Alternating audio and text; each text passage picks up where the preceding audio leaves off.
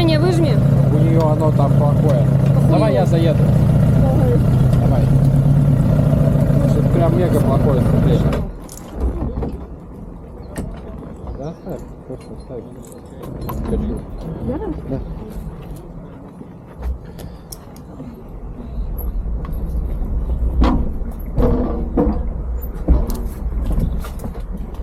Привет.